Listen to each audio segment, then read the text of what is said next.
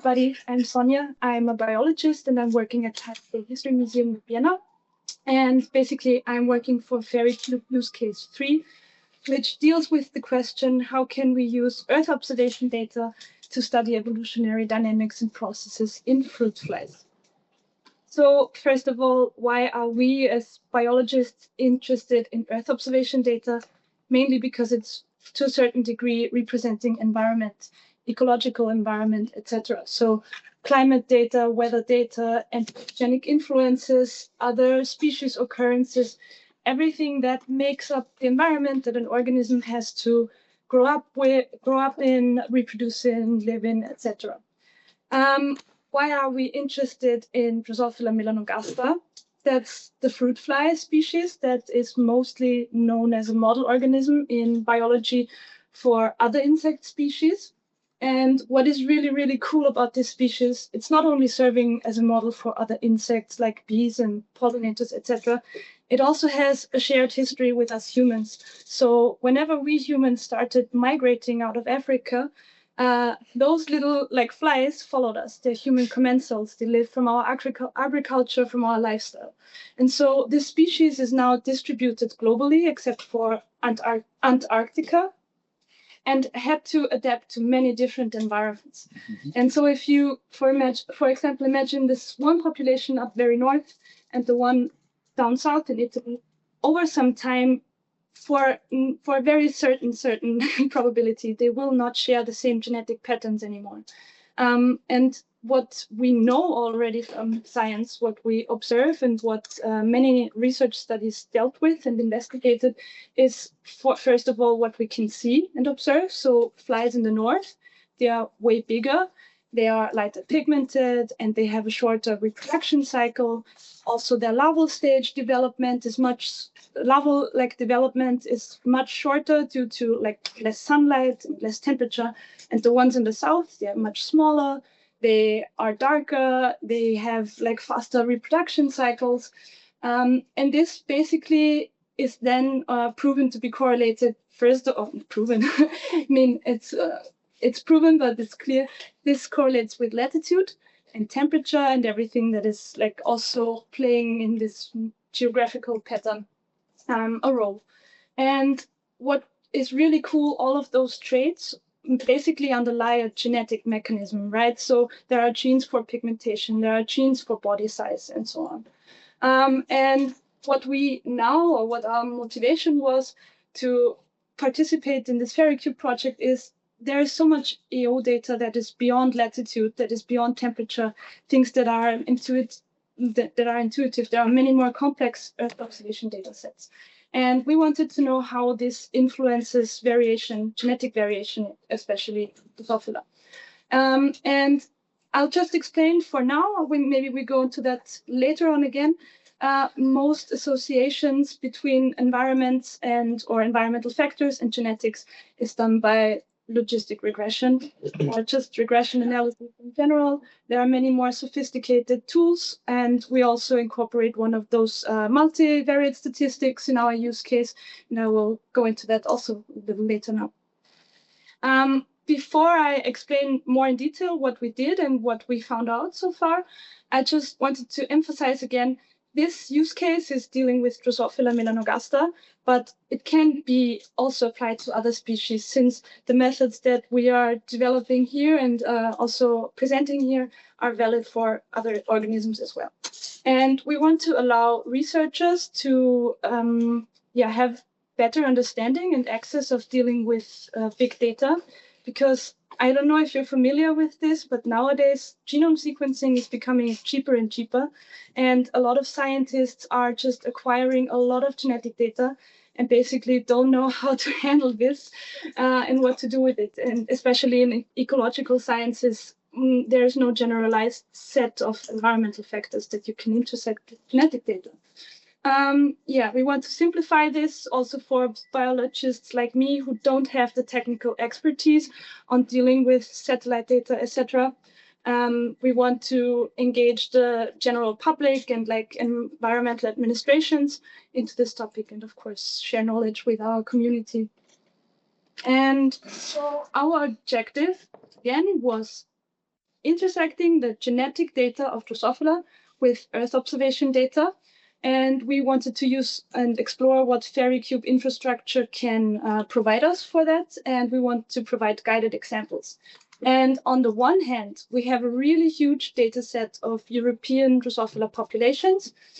In fact, it's global, but for this project, we focus on the European population. So that should be 400 populations with 50 individuals each that are sequenced. But we also, in the development of this use case, started acquiring Viennese populations or Viennese samples with the help of use case 1 or Space for Environment that provided us data telling us where could we sample and so on. And I will more go now into the European aspect, but we will see. Before that, I want to also remind you or give a little excursion into the concept of genetic data that we are working with. So when we are looking, I mean, those are cows, not flies, but still it serves the purpose of demonstrating. We have many different individuals, and most of the sequence of the genome is the same.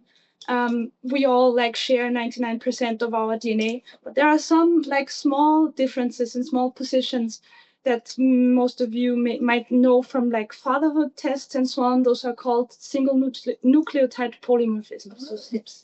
And they can differ by mutation, by random processes among individuals.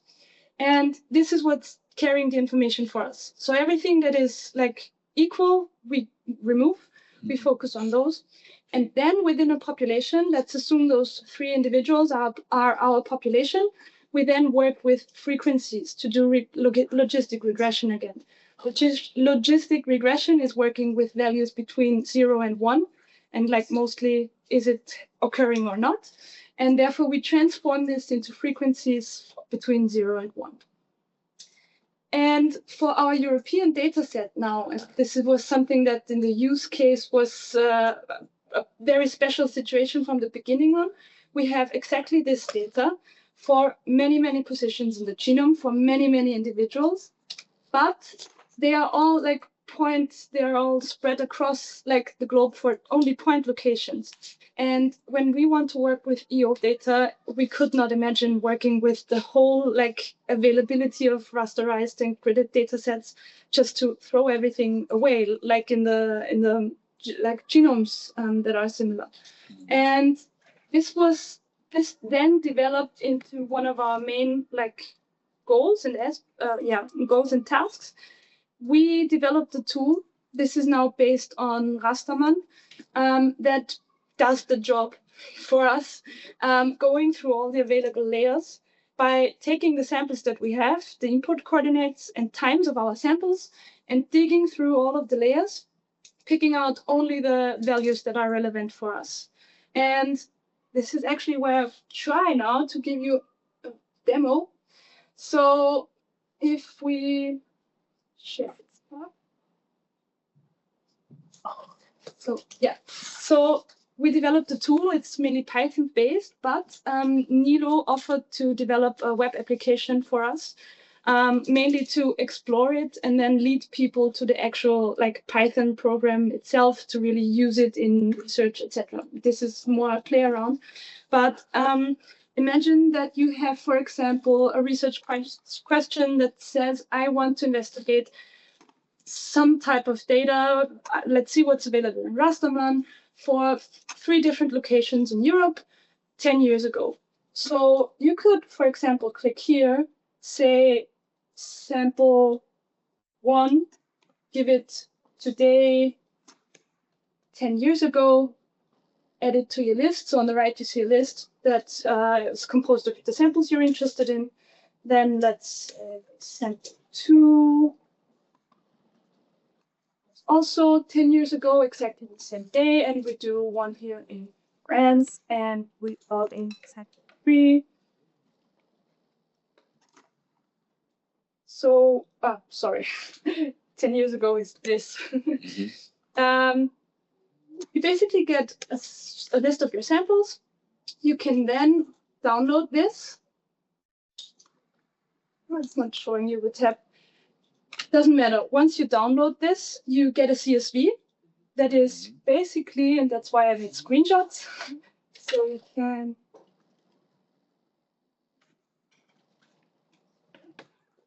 With you in a minute. Yeah.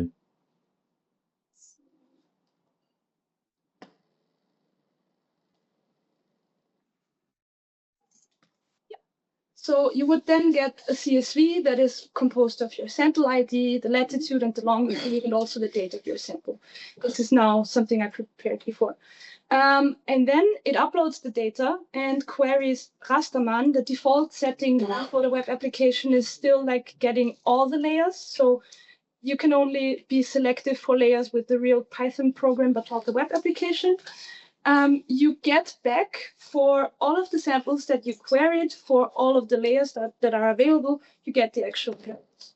This is now just raw data. There's no like metadata information in this file yet. So we provide this as a standalone for you then as a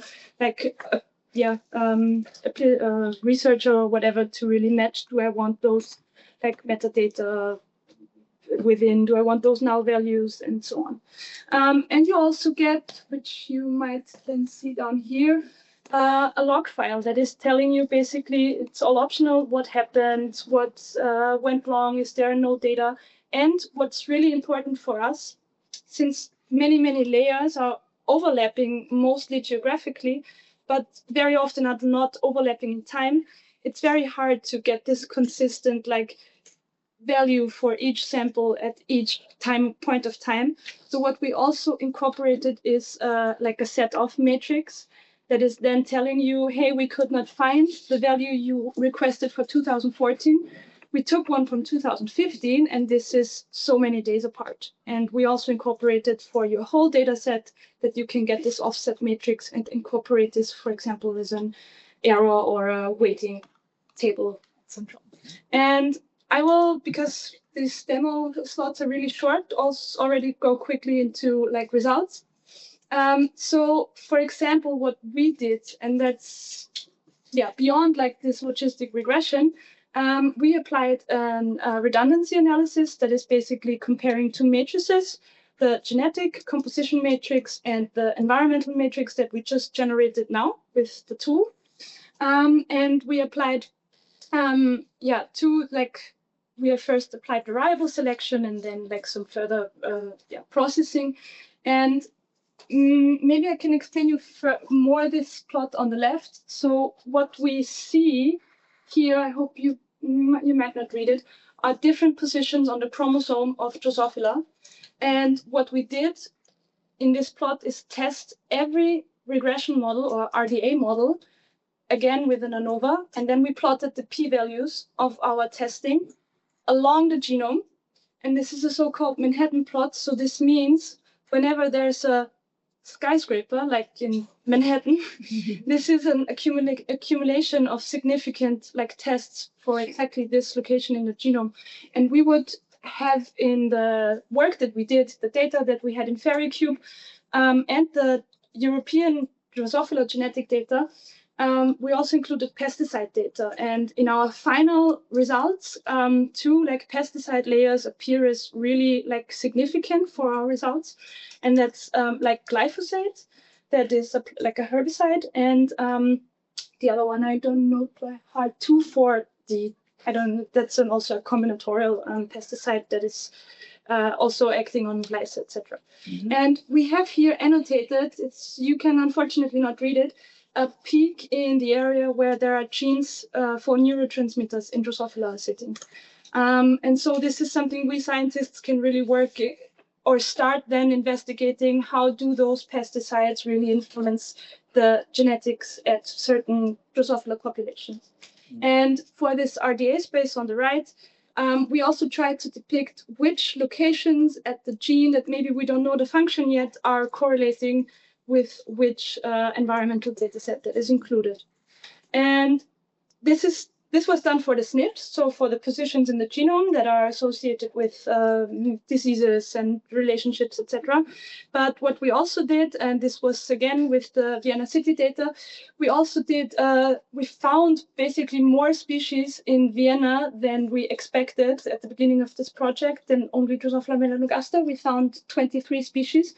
And we also did then the same association analysis with the temperature we got and could, for example, say that Drosophila melanogaster, our model organism, is on the opposite side of this loose residential vector. So we say it's rather, negatively correlated, where, for example, Drosophila mercatorum, a species that we also found very often, is correlated with temperature. And I think the essay was sunshine. And negatively correlated with relative humidity. So I think that was it. It was a very short description of what happened, what we could do. There is many, many more depth to this. So if you have any questions and you want to talk, please. Yeah, thank you, Sonja.